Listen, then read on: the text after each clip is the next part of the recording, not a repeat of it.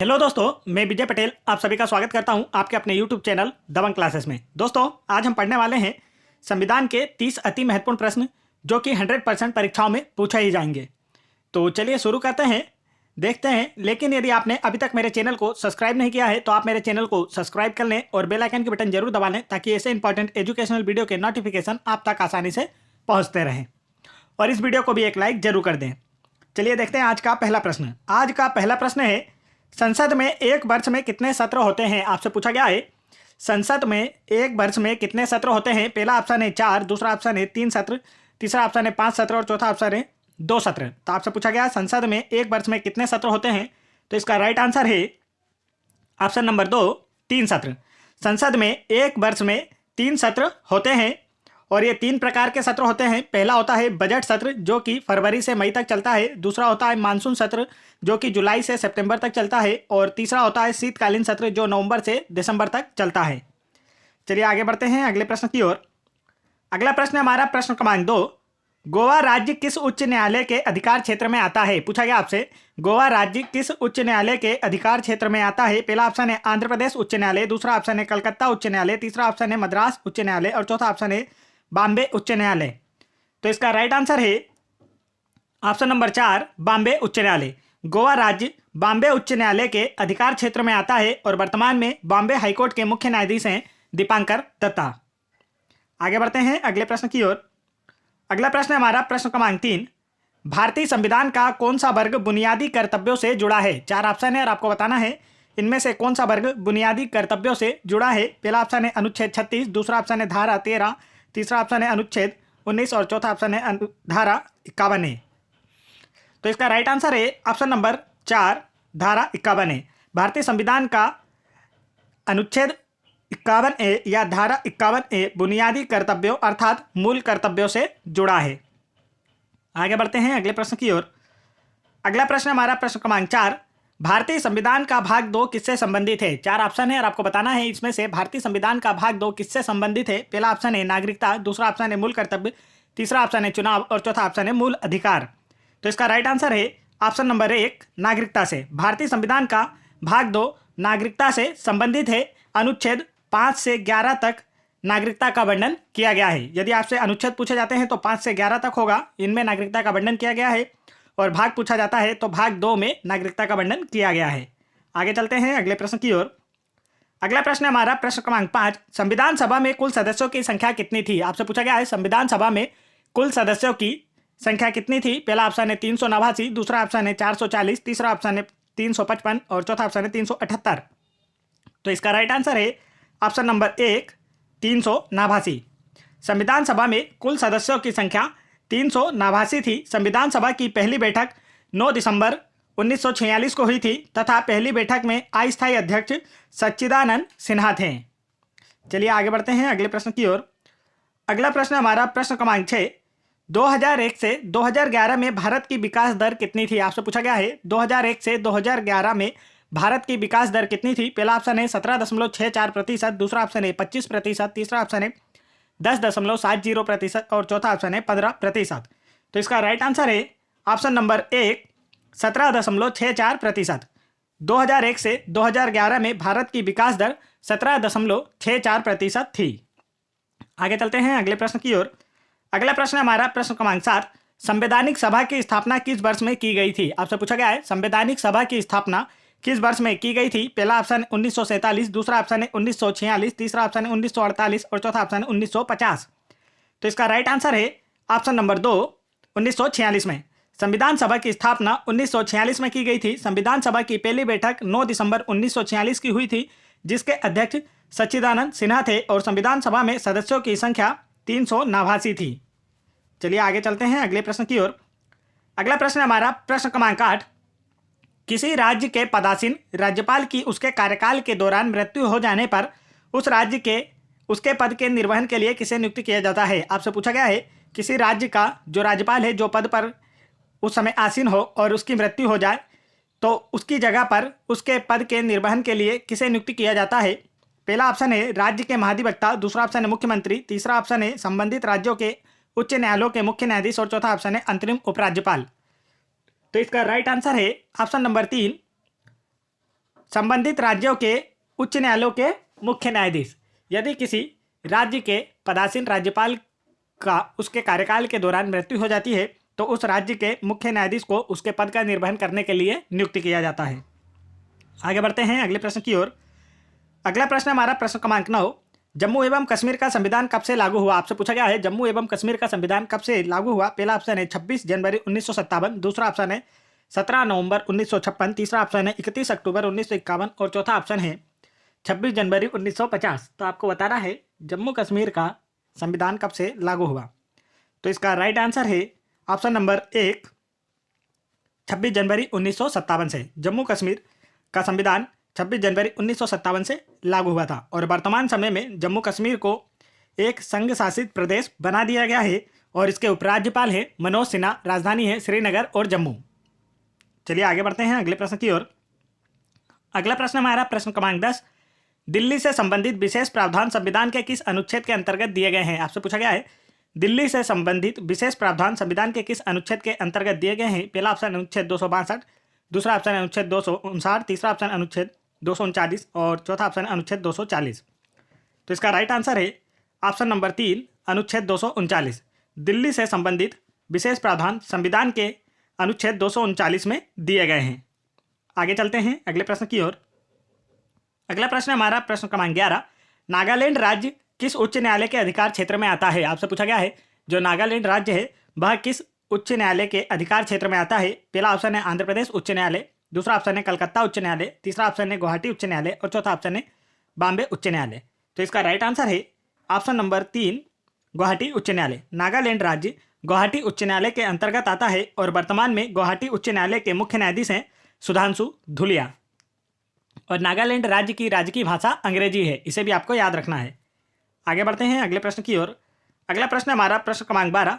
राज्य विश्वविद्यालयों का चांसलर कौन होता है? आपसे पूछा गया है किसी राज्य के सभी विश्वविद्यालयों का चांसलर कौन होता है। पहला ऑप्शन है राज्य का महापंजीयक, दूसरा ऑप्शन है राज्य के राज्यपाल, तीसरा ऑप्शन है मानव विकास और संसाधन मंत्री और चौथा ऑप्शन है भारत के राष्ट्रपति। तो इसका राइट आंसर है ऑप्शन नंबर 2, राज्य के राज्यपाल। किसी राज्य के सभी विश्वविद्यालयों का चांसलर होता है राज्य के राज्यपाल। आगे चलते हैं अगले प्रश्न की ओर। अगला प्रश्न हमारा प्रश्न क्रमांक 13। अनुसूचित क्षेत्रों में प्रशासन का विशेष उत्तरदायित्व किसके पास होता है? आपसे पूछा गया है अनुसूचित क्षेत्रों में प्रशासन का विशेष उत्तरदायित्व किसके पास होता है। पहला ऑप्शन है राज्य के मुख्यमंत्री, दूसरा ऑप्शन है गृह राज्य मंत्री, तीसरा ऑप्शन है राज्यपाल और चौथा ऑप्शन है राष्ट्रपति। तो इसका राइट आंसर है ऑप्शन नंबर 3, राज्यपाल। अनुसूचित क्षेत्रों में प्रशासन का विशेष उत्तरदायित्व राज्यपाल के पास होता है और राज्यपाल के लिए न्यूनतम आयु 35 वर्ष होती है इस पद के लिए। चलिए आगे चलते हैं अगले प्रश्न की ओर।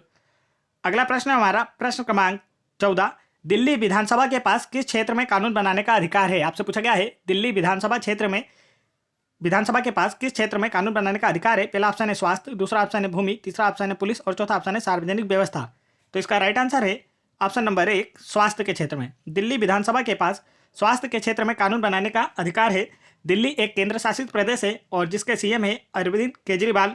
इनकी पार्टी का नाम है आम आदमी पार्टी और दिल्ली के उपराज्यपाल हैं अनिल बैजल। आगे बढ़ते हैं अगले प्रश्न की ओर।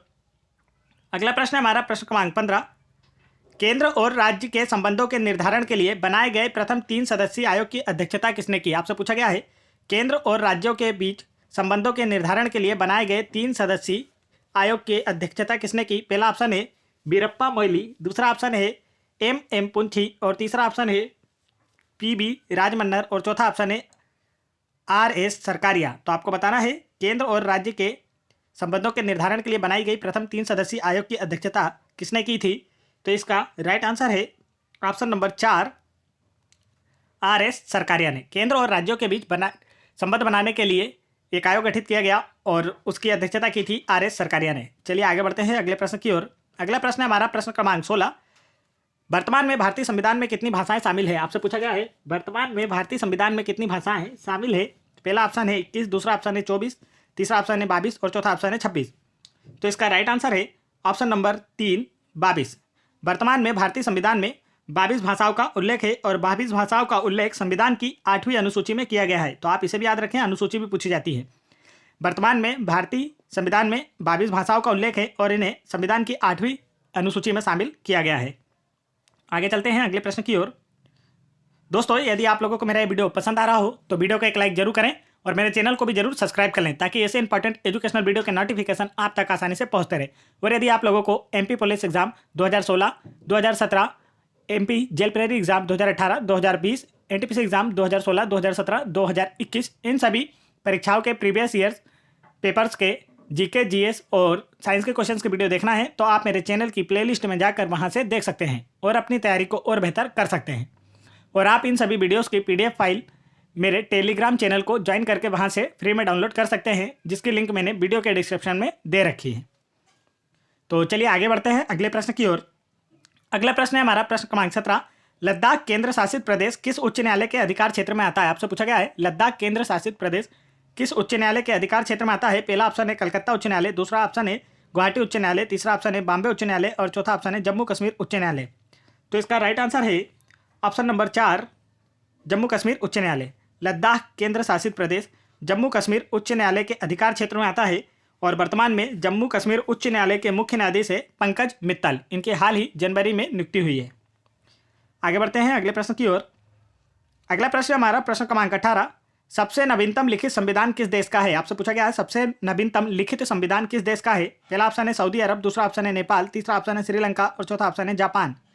तो इसका राइट आंसर है ऑप्शन नंबर 2, नेपाल का। सबसे नवीनतम लिखित संविधान नेपाल देश का है, जो 2015 में बनकर तैयार हुआ था। तो आपको इसका सन भी याद रखना है। और नेपाल की राजधानी है काठमांडू। नेपाल के प्रधानमंत्री हैं केपी शर्मा ओली। नेपाल की राष्ट्रपति हैं विद्या देवी भंडारी। आगे चलते हैं अगले प्रश्न की ओर। अगला प्रश्न हमारा प्रश्न क्रमांक 19। भारत ने अपना प्रथम स्वाधीनता दिवस कब मनाया था? आपसे पूछा गया है भारत ने अपना प्रथम स्वाधीनता दिवस कब मनाया था। पहला ऑप्शन है 26 जनवरी 1950, दूसरा ऑप्शन है 15 अगस्त 1947, तीसरा ऑप्शन है 26 नवंबर 1949 और चौथा ऑप्शन है 26 जनवरी 1930। तो इसका राइट आंसर है ऑप्शन नंबर 4, 26 जनवरी 1930 को भारत ने अपना प्रथम स्वाधीनता दिवस 26 जनवरी 1930 को मनाया था। आगे बढ़ते हैं अगले प्रश्न की ओर। अगला प्रश्न है हमारा प्रश्न क्रमांक 20। संवर्ती सूची भारतीय संविधान की किस अनुसूची में शामिल है? आपसे पूछा गया है संवर्ती सूची भारतीय संविधान की किस अनुसूची में शामिल है। पहला ऑप्शन है 9वीं अनुसूची, दूसरा ऑप्शन है 5वीं अनुसूची, तीसरा ऑप्शन है 7वीं अनुसूची और चौथा ऑप्शन है 11वीं अनुसूची। तो इसका राइट आंसर है ऑप्शन नंबर 3, 7वीं अनुसूची में।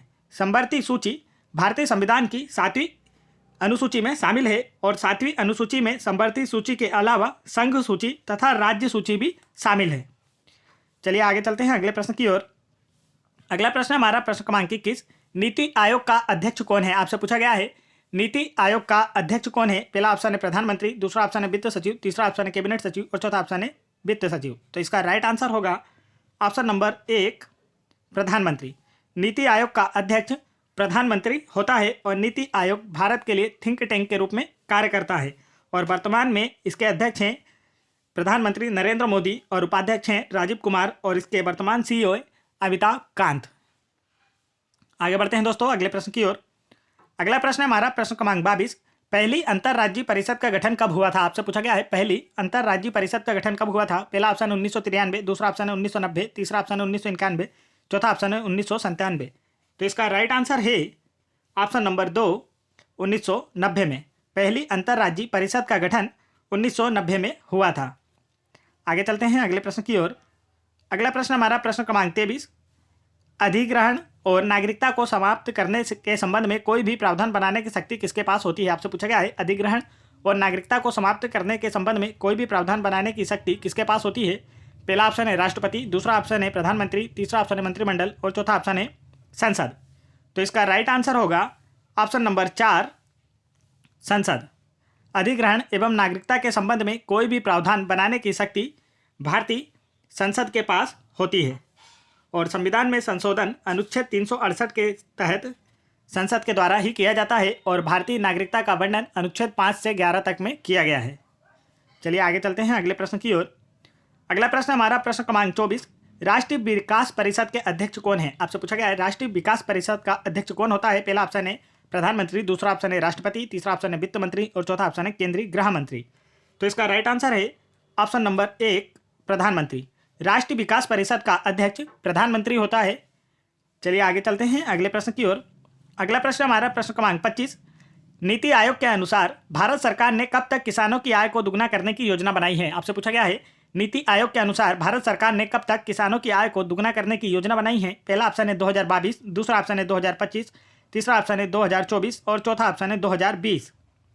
तो इसका राइट आंसर है ऑप्शन नंबर 1, 2022 तक।